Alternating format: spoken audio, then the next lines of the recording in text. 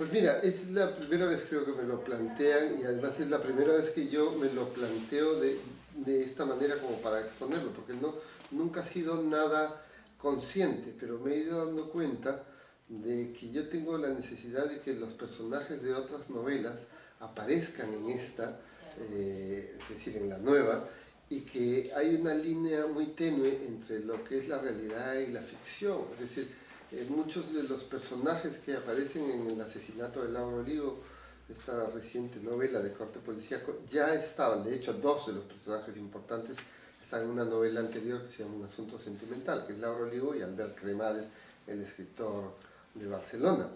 Pero hay otros que aparecen y también hay escritores que yo rescato de ficciones distintas, como Marcelo Chiriboga, que es un escritor que no existe, es un escritor que se inventaron José Donoso y Carlos Fuentes para llenar el hueco que había dejado la literatura ecuatoriana en el boom. Como Ecuador no tenía escritores del boom, ellos inventaron a Marcelo Chiriboga. Y yo lo rescato aquí. Pero también hay escritores como Jorge Edwards, que es un escritor que existe, que es buen amigo y que participa, digámoslo así, en esta novela, y que dicho sea de paso, está muy contento porque va diciendo que juega un papel importante en la novela, lo cual tiene cierta razón en ello.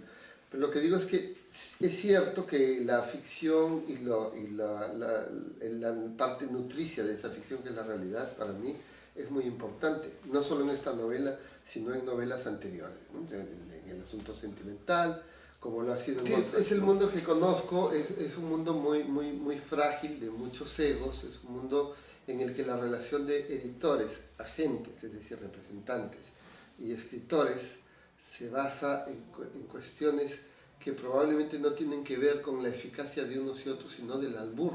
Es decir, que un libro venda o no venda, poco tiene que ver en realidad con una buena campaña, con una buena promoción e incluso con una buena novela. Lo cual hace que las relaciones queden, son relaciones, si quieres, hidropónicas, ¿no? O sea, apenas alimentadas por gotitas de confianza entre unos y otros y por lo tanto muy fácilmente dinamitables, unas relaciones muy difíciles, ¿no? Lo cual no significa necesariamente que las relaciones en general de los editores, agentes y escritores sea así, pero que este tipo de casos como el que yo planteo, una agente literaria asesinada, sin que llegue al asesinato, sí es una historia que puede darse digamos, de lo que puede detestar un autor a su agente y viceversa, ¿no? No olvidemos que Mario Musnik ya había escrito Lo peor no son los escritores, es decir, que no es la primera vez que se habla de esto. Vázquez Montalbán también escribió en el premio este tipo de relaciones que hay, ¿no? Y a mí lo que me interesaba era contarle al lector una novela negra, una novela con un asesinato de ese mundo que parece tan suave y tan pacífico, tan distinto o tan ajeno al mundo del crimen y de los bajos fondos como es el mundo de la literatura, que yo creo que se presta perfectamente para este tipo. Se han sentido aludidos, sí, pero felices. Es decir, todo el mundo que se siente aludido se reconoce en las partes mejores de los escritores, pero no es la primera vez que me ocurre con eso, porque, como decía hace un momento, El asunto sentimental es una novela en la que ya hablo de estos personajes, pero además donde aparecen escritores que tienen sus nombres propios y apellidos, como Enrique Vilamatas, Mercedes Monmani, Alonso Cueto, Fernando Ampuero, que son amigos míos y que aparecen en la novela, y yo pensaba que se iban a sentir, bueno, no, al final los que se quejaron fueron los que no aparecían. Y en esta novela, de alguna forma, ocurre algo así. Los amigos que se sienten aludidos para bien, lo cual da mucha tranquilidad, ¿no? Ninguno se siente aludido en los malos, pero sin embargo, si me dicen, yo sé en quién te has basado. Y no es así, porque no es una novela inspirada en escritores, sino protagonizada por estereotipos de escritores, ¿no? Y sí, es la primera novela que escribo de esta manera, y además yo tenía en mente las novelas policíacas con las que crecí, es decir, las novelas de Agatha Christie, las novelas de Chandler, las novelas canónicas, en el sentido de que a mí me gustaría que una novela como la mía se leyera en la playa, que le he tratado de dar un fondo más que la multiculturalidad y un tema que a mí me interesa mucho, que es la identidad, porque Larrazábal, que es el detective, es un señor que es negro, es peruano y es de origen vasco y vive en Madrid, en Lavapiés, y tiene una novia marroquí y se relaciona con gente de todos lados, ¿no? Pero además no lo hace porque él se sienta obligado a esta multiculturalidad, sino simplemente porque él vive en esa situación. Bueno, esa es una lectura más de fondo, pero en realidad lo que me interesaba era que el desafío de escribir una novela en la cual los lectores vayan avanzando sin saber quién es el asesino. ¿Qué es lo que hace una novela policíaca clásica? O sea, no me interesaba tanto el trasfondo existencial de los personajes, sino el disfrute del lector de decir, vale, ¿quién es? ¿No? Como cuando uno lee a Agatha Christie, ¿será el mayordomo o será este? Las novelas de corte clásico tienen el peligro que puedan ser novelas que reúnan demasiados tópicos, es un riesgo. Pero sin riesgos no hay literatura tampoco, ¿no? Y para mí ha sido ese el acicate, es decir, puedo escribir una novela en la que se busque esta especie de referencia al canon literario, que el lector lea y trate de encontrar al culpable, ¿no?, de la historia. Es un juego, es una propuesta de juego, es decir, tú lo puedes descubrir, eso es lo que yo le pregunto al lector, ¿quién es el asesino en esta novela, ¿no?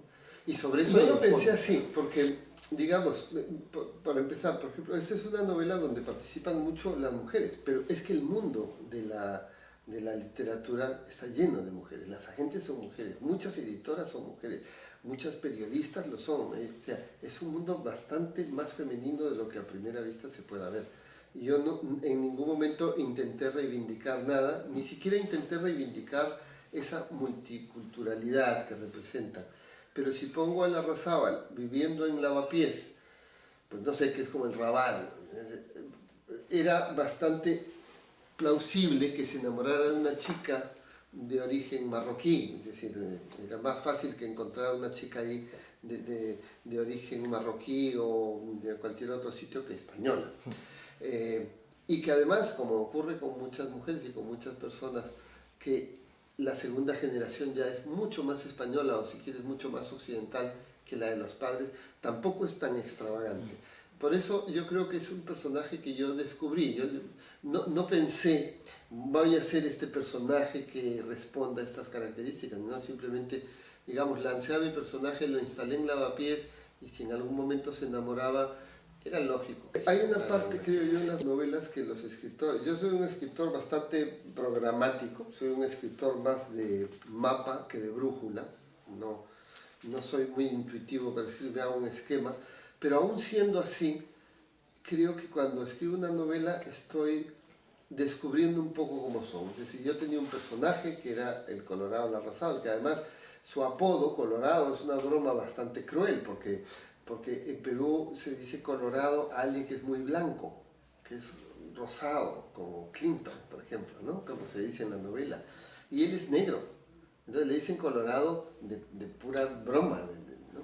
Entonces, yo tenía ese personaje y al instalarlo en Lavapiés, todo lo demás empezó a ocurrir. La trama yo sabía que era lo que tenía que pasar, lo que no sabía era digamos, el comportamiento de los personajes, ni sabía qué papel iba a jugar Fátima. Y Fátima es marroquí porque pasaba por allí.